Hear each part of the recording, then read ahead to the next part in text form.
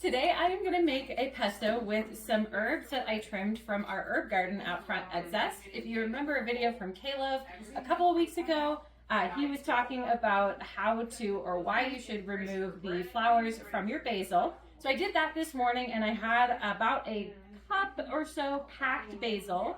And I figured, that's not quite enough to make like a good helping of pesto. So I also harvested some mint, and one of my favorite pestos is mint and pea. So today I'm gonna do mint, pea, and basil all together. So I'm gonna start with my cashews. I'm using cashews because they're extra creamy. A couple of cloves of garlic from Stone Soup. And then my peas, which have been thawed. And the recipe is gonna be on the website, so don't worry if you don't catch this all. And put my lid on, and I'm just gonna pulse this until it goes. Okay, now that I got my food processor working correctly, I have this on backwards. I'm gonna pulse this,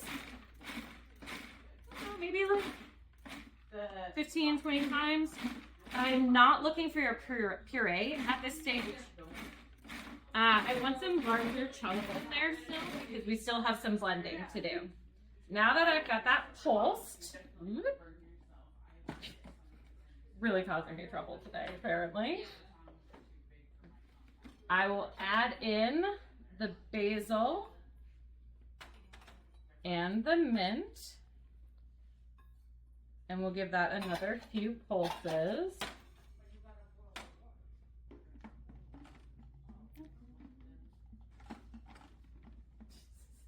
Of course, when you're doing it for a video, you're like, how does my equipment work? All right, a couple more pulses. Just gonna get the herbs in there.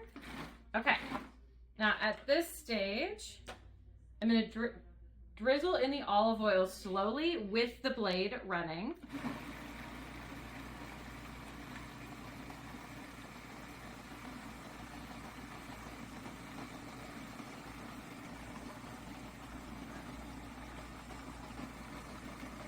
That all comes together. Take a look at that.